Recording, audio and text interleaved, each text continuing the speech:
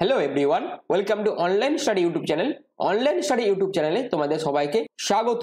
তোমাদের জন্য আবারও একটি নতুন আপডেট এই ভিডিওতে, যেখানে হাওড়া ডিভিশনের তরফ থেকে কিন্তু নতুন বিজ্ঞপ্তি প্রকাশিত করা হয়েছে, অর্থাৎ ইস্টার্ন রেলওয়ের তরফ থেকে সম্পূর্ণ নিউ নোটিফিকেশন কিন্তু প্রকাশিত করা হয়েছে, যেখানে আবেদন করার জন্য কিন্তু কোনো রকম আবেদন মূল্য লাগছে না এবং তোমাদের সিলেকশন প্রসেসের মধ্যে কোনো রকম এক্সাম এবং আবেদন করার জন্য কিন্তু কোনো রকম আইটিআই ডিগ্রির প্রয়োজন নেই। যেখানে তোমাদের আবেদন করার জন্য কোয়ালিফিকেশন কি প্রয়োজন না, শুধুমাত্র মাধ্যমিক পাস। অর্থাৎ তোমরা যদি শুধুমাত্র মাধ্যমিক পাস করে থাকো তাহলেই আবেদন করতে পারবে। যেখানে আবেদন করার জন্য তোমাদের ন্যূনতম বয়স হতে হবে 18 থেকে 40 বছরের মধ্যে। এখানে তুমি যদি একজন মেল এবং তুমি যদি একজন ফিমেল ক্যাটাগরি ক্যান্ডিডেট হয়ে থাকো তাহলেও আবেদন করতে পারবে এবং ওয়েস্ট বেঙ্গলের প্রতিটি জেলা থেকে তোমরা কিন্তু আবেদন করতে পারবে। তো এই ভিডিওতে সম্পূর্ণ ফর্ম ফিল আপ থেকে শুরু করে যাবতীয় বিস্তারিত তথ্য নিয়ে আলোচনা করব।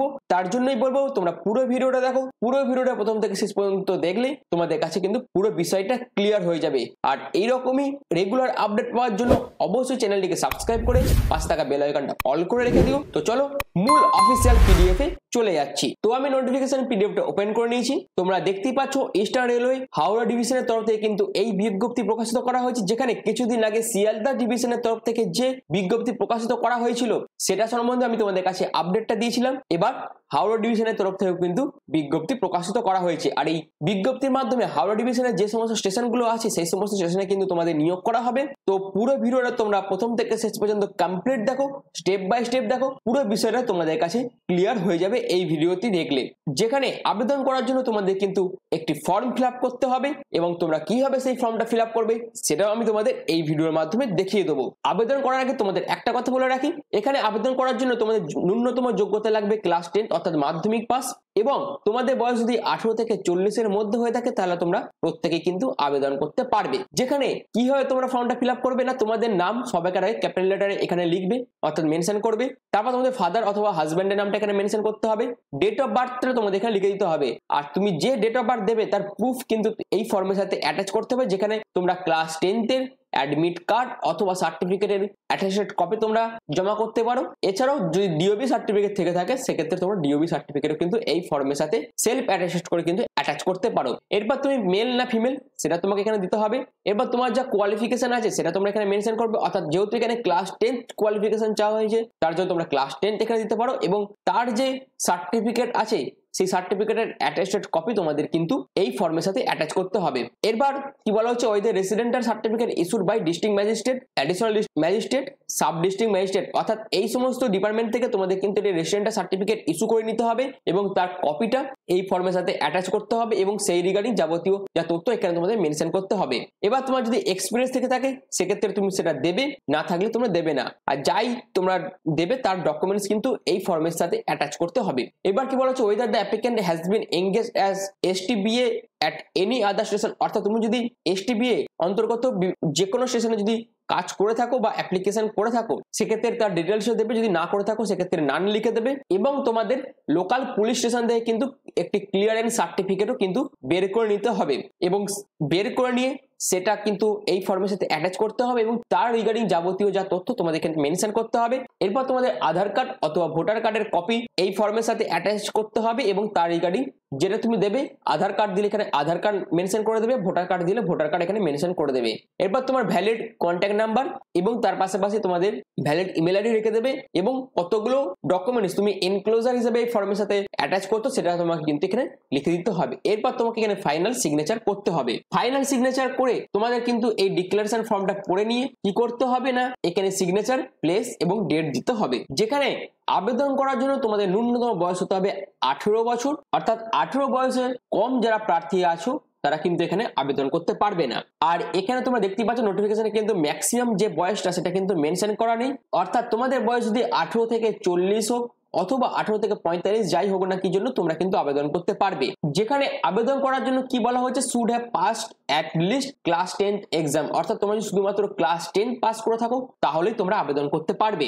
এর পরবর্তীতে কি বলা হয়েছে, the selected applicant will also have to produce A certificate from the police station, অর্থাৎ যারা যারা সিলেক্টেড ক্যান্ডিডেট হবে তোমাদের যে নিয়ারেস্ট পুলিশ স্টেশন আছে সেখান থেকে কিন্তু পুলিশ ক্লিয়ারেন্স সার্টিফিকেট কিন্তু বের করে নিতে হবে। অর্থাৎ তোমার নামে কোনো ক্রিমিনাল রেকর্ডও নেই, আবার ক্রিমিনাল কেসও নেই, সেই সংক্রান্ত তোমাদের কিন্তু একটি পুলিশ ক্লিয়ারেন্স সার্টিফিকেট কিন্তু বের করে নিতে হবে। এখানে আরেকটি গুরুত্বপূর্ণ তথ্য বলে দেওয়া আছে, যেটা হচ্ছে তোমাকে যেহেতু স্টেশন টিকিট বুকিং এজেন্ট এই পোস্টে নিয়োগ করা হবে, সেই জন্য তুমি যদি একজন এক্স রেলওয়ে ক্যান্ডিডেট হয়ে থাকো, মানে এক্স রেলওয়ে স্টাফ হয়ে থাকো, সেক্ষেত্রে তুমি কিন্তু আবেদন করতে পারবে না, যেটা কিন্তু এই নোটিফিকেশনের মাধ্যমে পরিষ্কার বলে দেওয়া আছে। অর্থাৎ এখানে তারাই আবেদন করতে পারবে যারা একদম সম্পূর্ণ ফ্রেশার্স ক্যান্ডিডেট আছো, তারাই কিন্তু এখানে আবেদন করতে পারবে। এরপরে দেখে নাও আবেদনপত্র পাঠানোর ঠিকানাটা। সেটা হচ্ছে তোমরা ফর্মটা ফিল আপ করে কোথায় পাঠাবে না, senior division commercial manager, eastern railway, Howrah যাত্রী নিবাস, বিল্ডিং 3rd ফ্লোর, হাওড়া। এই যে ঠিকানাটা বলে দিয়েছে, এখানে কিন্তু তোমাদের পাঠিয়ে দিতে হবে। কত তারিখের মধ্যে তোমাদের পাঠাতে হবে না, 6-3-2025 থেকে 1-4-2025 মধ্যে তোমাদের কিন্তু এই ফর্মটা ফিল আপ করে পাঠিয়ে দিতে হবে। আর এখানে যে কমিশন, সেটা কিন্তু সম্পূর্ণ তোমাদের টিকিট সেলের উপর নির্ভর করবে। অর্থাৎ তুমি যত পরিমাণ টিকিট সেল করতে পারবে তার উপর তোমাদের কিন্তু কমিশন দেওয়া হবে। এখানে কিন্তু তোমরা প্রতি মাসে কোনো বেতন পাবে না, পুরো যে টাকাটা পাবে সেটা কিন্তু সম্পূর্ণ টিকিট সেলের উপর কমিশন অনুযায়ী তোমরা কিন্তু টাকাটা পাবে প্রতি মাসে। যেখানে তোমাদের মান্থলি সেলস টার্নওভার যদি 1 টাকা থেকে 20,000 টাকার মধ্যে হয়ে থাকে, সেক্ষেত্রে তুমি কিন্তু 25% পেয়ে যাবে। তারপর 20,000 টাকা থেকে 1 লাখ টাকার মধ্যে হয়ে থাকলে তোমরা 15% পেয়ে যাবে, এবং 1 লাখ টাকার উপরে তুমি যদি টিকিট সেল করতে পারো তাহলে তুমি কিন্তু 4% মতন কমিশন পেয়ে যাবে। আর এটা হলো তোমাদের কমিশনের রেঞ্জ, সেটাও কিন্তু নোটিফিকেশনের মাধ্যমে দিয়ে দেওয়া আছে। আর একবার দেখে নিয়ে পুরোটা একবার বুঝে নেওয়ার চেষ্টা তোমরা করবে।